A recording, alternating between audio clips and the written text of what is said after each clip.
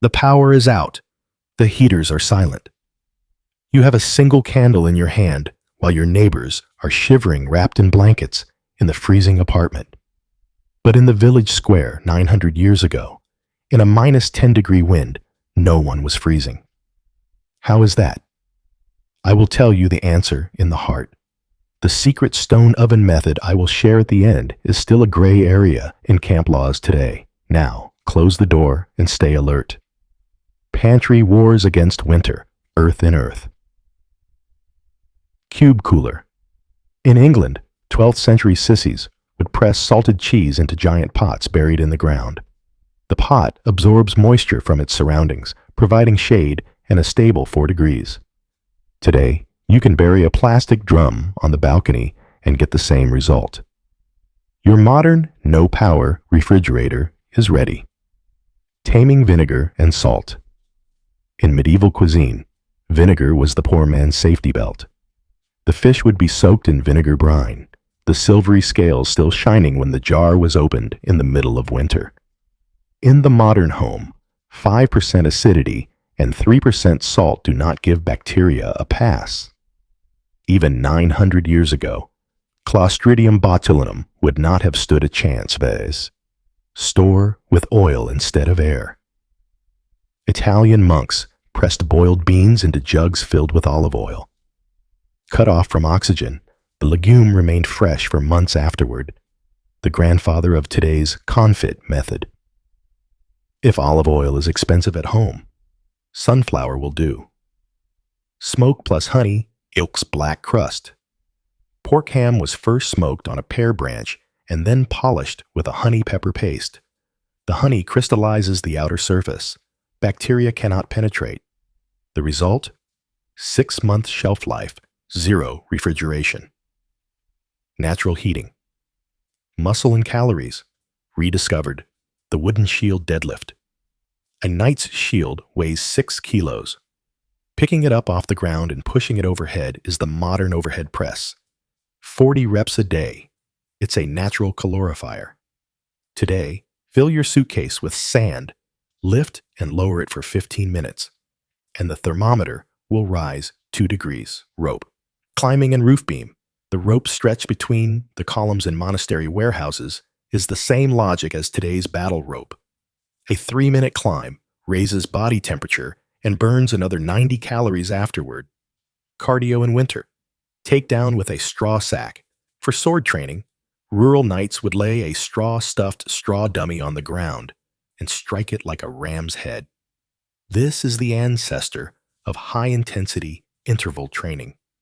Today, roll up a yoga mat, throw it over your shoulder, climb stairs to guaranteed. Anthracite thermos technique. 14th century miners would squeeze a palm-sized heated anthracite stone between wool vests, thus creating a micro sauna. Modern version. Heat a cast iron skillet at 200 degrees for 10 minutes. Wrap it in a towel. Put it inside the jacket. The heat lasts for 40 minutes. The internal temperature rises by 3 degrees without using wood. Coal-free heating and cooking methods. Hay box, 12-hour slow cooker. They used to bring the pot to the boiling point and bury it in a wooden box filled with straw to keep the soup hot before the fire went out. The hay box is the grandfather of the modern slow cooker. Today, wrap it in a sleeping bag, add a towel, and the beans will cook themselves in the morning. Layered beds. Straw in the bottom layer, goose down in the second layer. A layer of air in between increases insulation. Today, add bubble wrap between 2 blankets. Same physics. If you don't have a stove, use limestone. Limestone is slow to release heat. Light the fire outside. Bring the rocks inside. 30 centimeters of stone will give off heat for 2 hours at 55 degrees. Simple warming. Hands making homes. Candles. Making batteries. Tallow battery. Dip a wick in cow fat and you get light and calories at the same time. 50 grams of ghee candles contain 450 kilocalories. A soup warmer for the night shift. Skin flexibility. When they dipped leather in boiling water and let it dry, they got a plastic hard shield. Today, make a coffee mug sleeve with the same technique. The mug won't burn your hand. Wooden wedges. Iron was expensive and taxed. Peasants clamped doors together with wooden wedges, no nails. The modern equivalent, screwless furniture. Weaving codes. Each village knows its own shawl pattern. The pattern serves as a signature. Today's maker culture also weaves pattern-based QR scarves. Hot water and hygiene. Stay clean as you warm up. Hot stone. Boiling.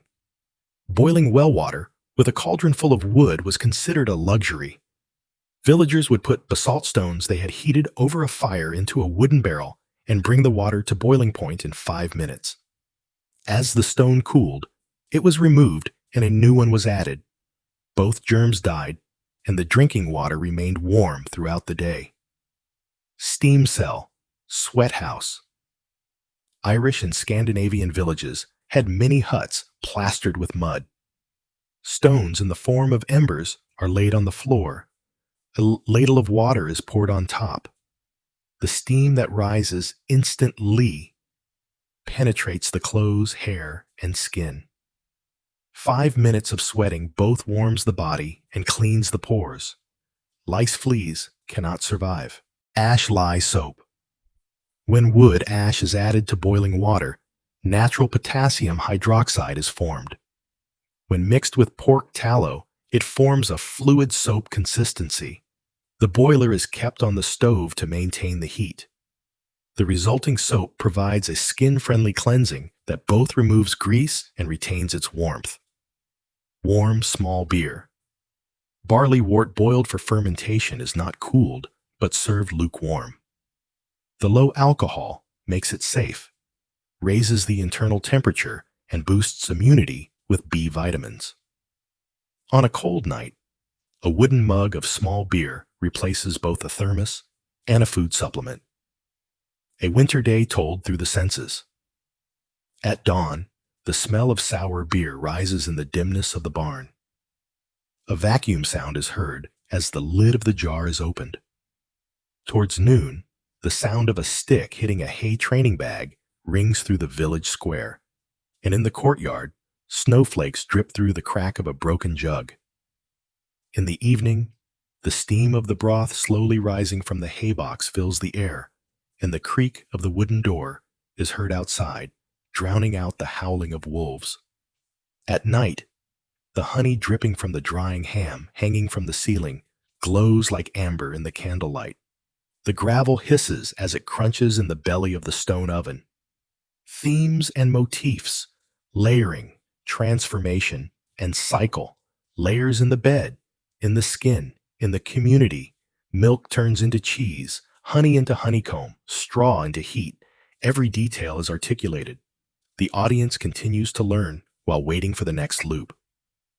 Secret stone oven. A 1.5-meter circle is dug in the nook of the hill. Egg-sized gravel is built on the walls and filled with dry wood. After 9 hours, when it turns into embers, the mouth is covered with soil. In the morning, digging into the earth reveals a stone hearth. 120 degrees hot. Bread, chestnuts, even wild boar can be cooked. If you want to apply it in the city, brick a 60-liter sheet metal barrel in the backyard. Burn it with wood for 4 hours, and then close the embers. Bread in the evening, still warm oats waiting for you the next morning. Energy, Wi-Fi, grocery store shelves. We can panic when they disappear.